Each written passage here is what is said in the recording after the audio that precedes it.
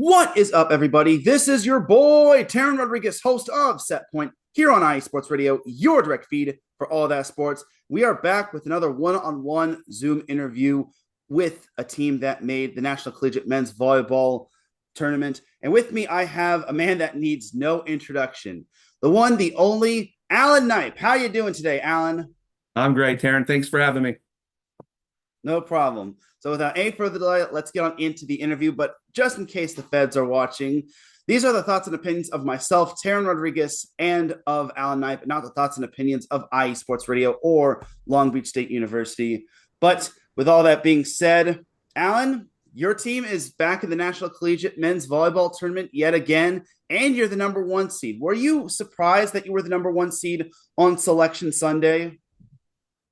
No, not really. And I don't mean that arrogantly. I just mean that the matrix, that they use, all led up to that. And I think that going into the tournament, I think it was pretty well known that regardless of the outcome, playing our third time against Hawaii in the last 2 weeks, wasn't going to really bear out to have any effect whatsoever on the seeds. I had a feeling you all were in the tournament as well, regardless of the outcome between Hawaii and you all, because your work and resume basically speaks for itself. You don't have any bad losses, so I think you were in regardless. Yeah. So I'm guessing there was no like stress or just a matter of where you are instead of if you're in.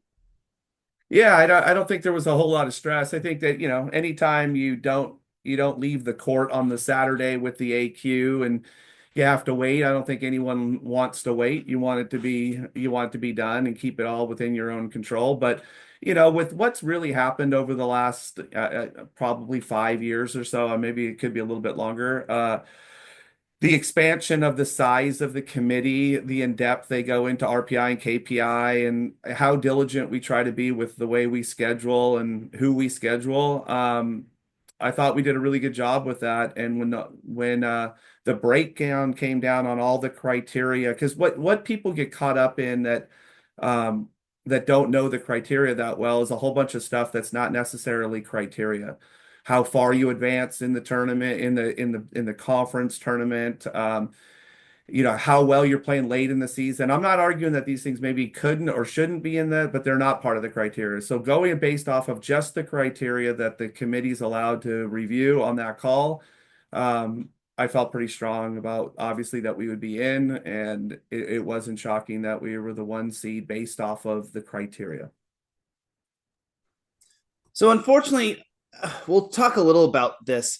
One team that unfortunately didn't make it was UC Irvine, your rival and one of the few teams to beat you. Were you a little surprised, and how saddened were you when you heard that UC Irvine wasn't in when it came to the whole big dance?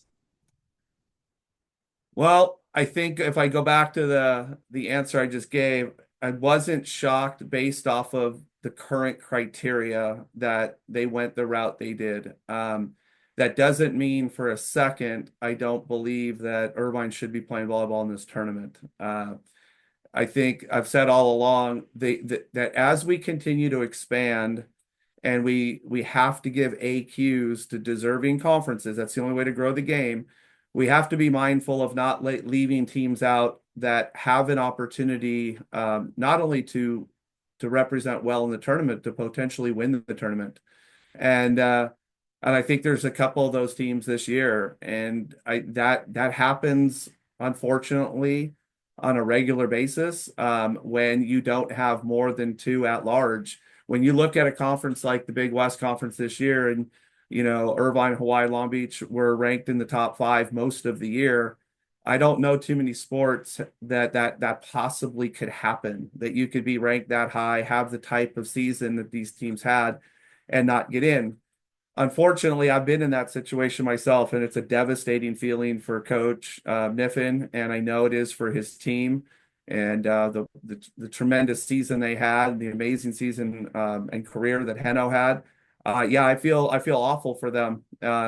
But going into the season and going into knowing what the possible outcome could be and the number of at large, I had made a couple of comments in the preseason that unfortunately I have a feeling this year there's going to be a couple of really good teams, if not at least one really good team that does not make the tournament because of the way the criteria. They had originally approved 12 teams, and then we ended up with 9 with a play-in game. Had they stuck to what they originally approved with 12, we wouldn't be having this discussion, and it would have taken care of business, and those teams like Irvine would be in, and it would be a better tournament because of it.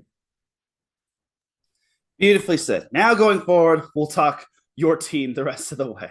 Yeah. So going back to the Big West Championship at Hawaii, it was a tough one. What were some positives that you could take away from it?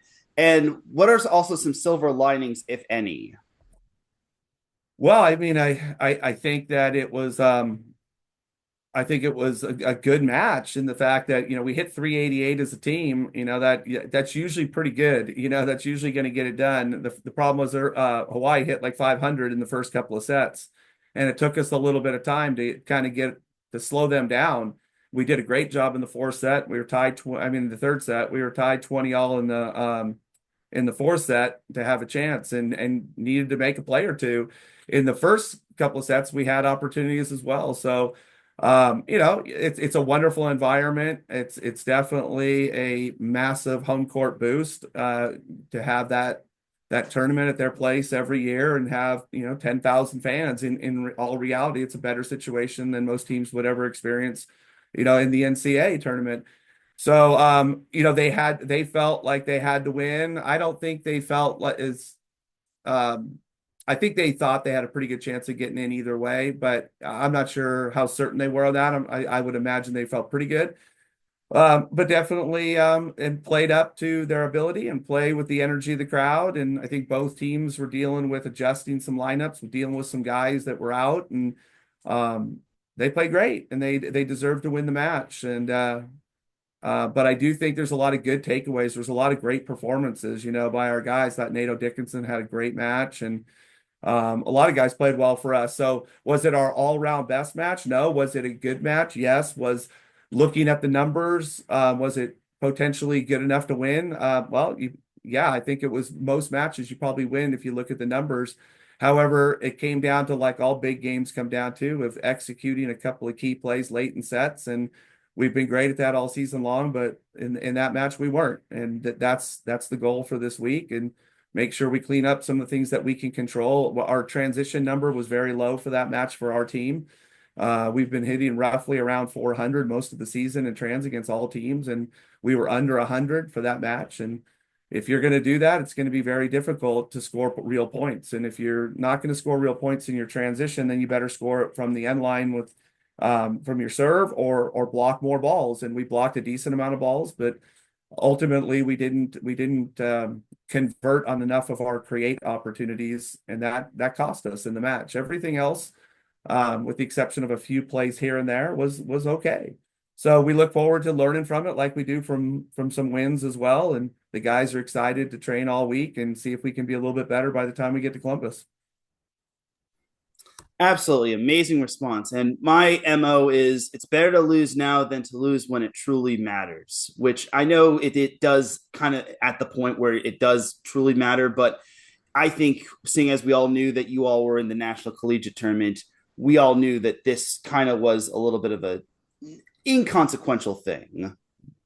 Well, I don't want to discredit the conference tournament because it's a wonderful event, and as a competitor you want to win everything. We certainly didn't go in there trying to just move on to Ohio without putting effort into that. So I don't want to discredit the competition itself, and I certainly don't want to discredit our opponent.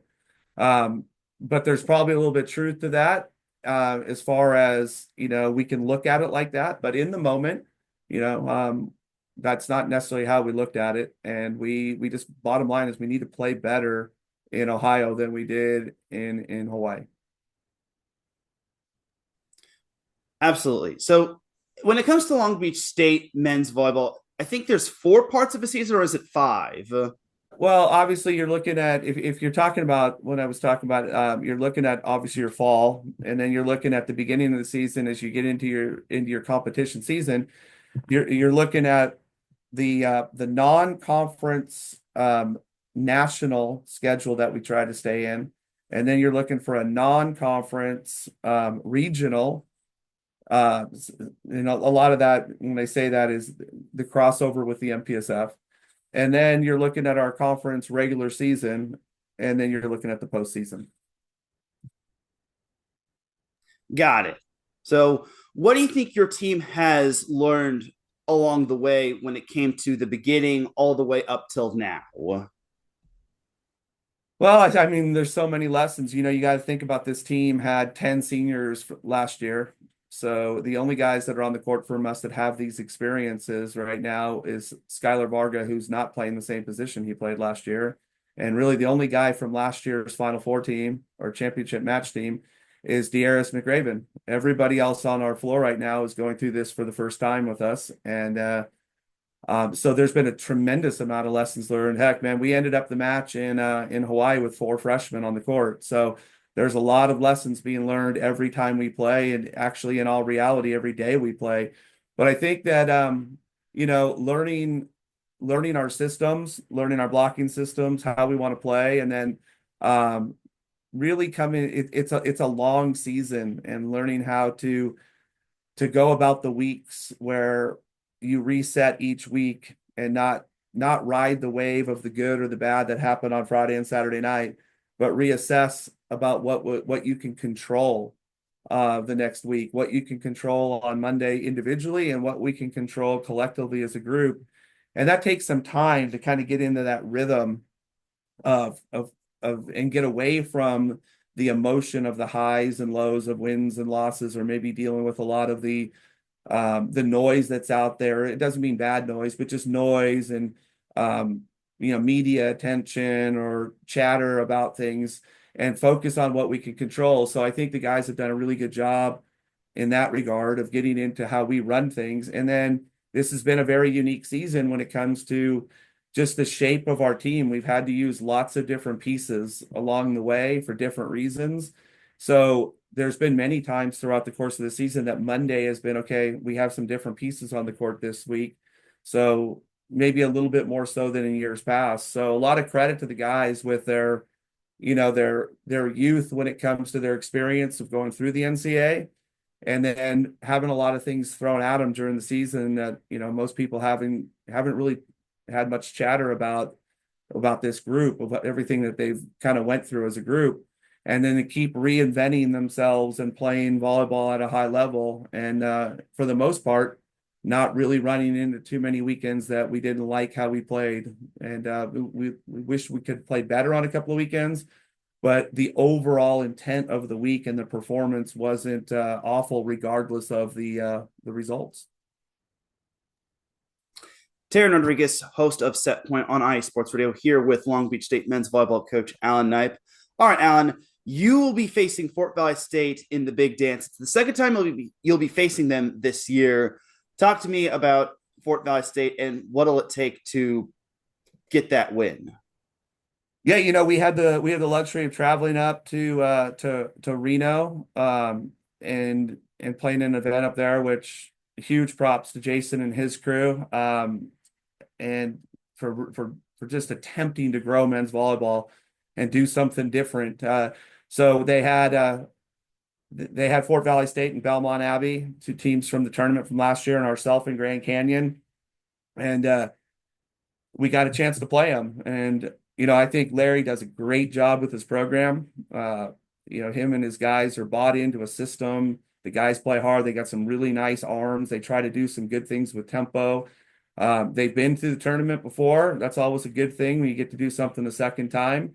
A lot of the guys in this team have been able to do something for a second time at this upcoming tournament.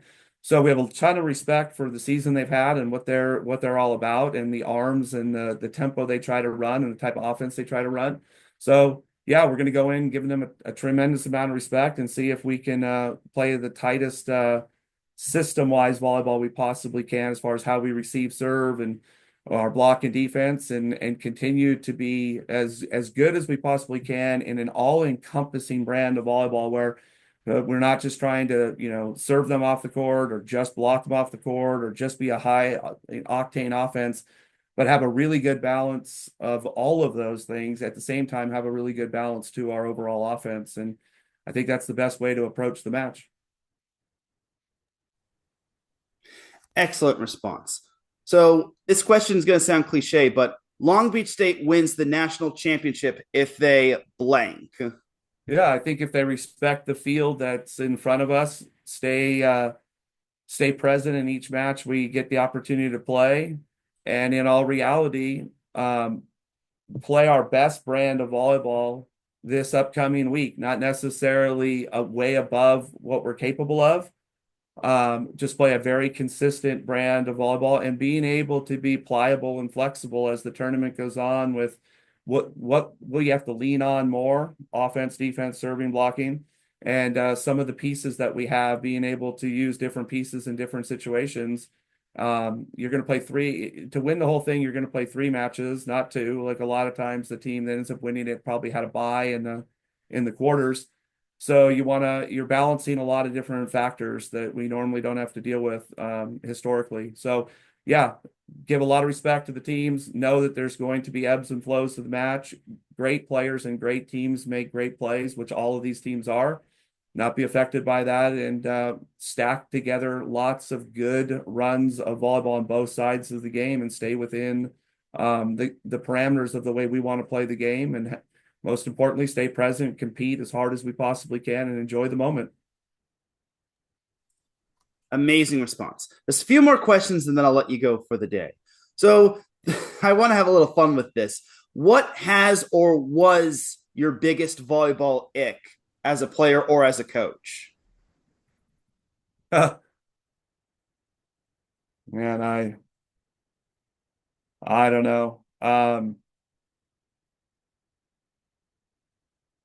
There's probably a whole bunch of things, but I think that over time they've kind of just not been that important to think about. I don't know. I think like if you're talking about things that really kind of get to me, I probably wouldn't get in the weeds about talking like about apparel and how people, things that I've heard when this question's been asked. I think that I think the big ick for me is the lack of overall respect and attention the men's volleyball game has gotten throughout the history that I've been involved in it, for reasons no other than just lack of creativity, vision, and kind of solution-based mindset by people in charge to see how this sport could explode with the right leadership. And I think we're seeing more and more of it. I think what we've seen because of streaming platforms showing our game, and people like you and other podcasters that are following our sport, I think you're getting more and more attention to our sport that we would never have gotten if we could only stay within the traditional guardrails of what NCAA allows, or conferences, or even universities. But I just think that you watch volleyball worldwide, and you watch, it's one of the hardest tickets to get at the Olympic Games. You watch what's happening all over the professional ranks. You watch what's happening in women's volleyball. You watch what's happening in the growth of the professional game here in the United States, and these record crowds this year for us. Everywhere we went, there was record crowds, and the last couple of years, we've been selling out the Pyramid, 4 or 5 times a match, and watching that happen at the Bren this year, watching that happen. We played at Lewis this year, watching that happen at San Diego, watching that happen at Hawaii, the biggest crowds in the last 30 years. It's constantly just on the cusp of blowing up if there's a little bit of people out there that are going to water the green spots. And I think that's probably the biggest pet peeve I have. And then, you can parlay that ick into kind of the Grand Canyon situation, right? I think it's an absolute tragedy what's going on over there. Incredibly embarrassing, lack of vision, lack of leadership by their administration, with a program that played in the Final Four last year. Some amazing players, only on the rise.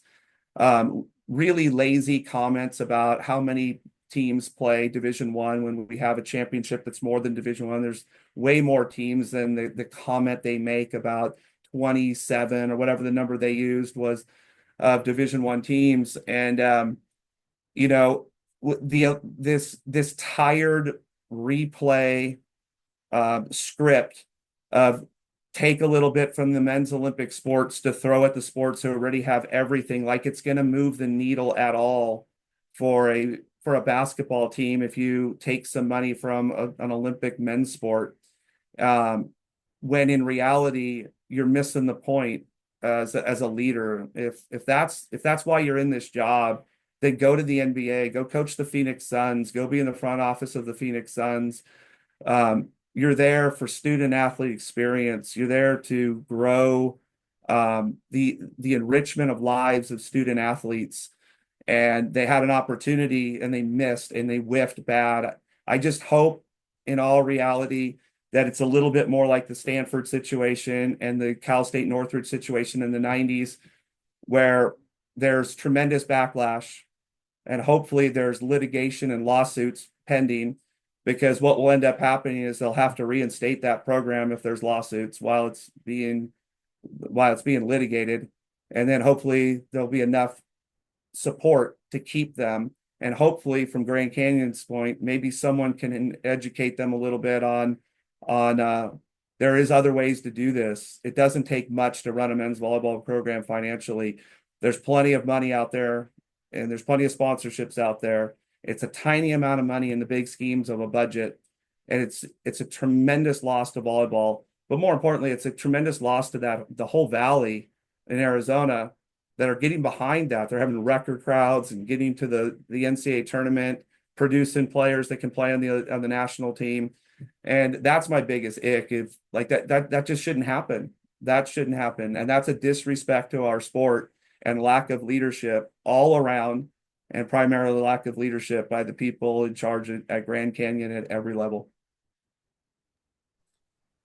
Wonderfully said. Absolutely amazing. I mean that wholeheartedly. Great response. So one last question, then I'll let you go. So Moni Mania, Beatlemania, aka with Moni Nikolov, you name it. What's that been like? And are there any like pros or cons when it comes to that, if any, or is it just all pros? Well, it's definitely new to men's volleyball. What we've seen this year has been something that it's been the biggest impact in men's volleyball by a single player since I've been around. In so many ways. One, obviously, it goes without saying he's a tremendous talent, and that's super exciting.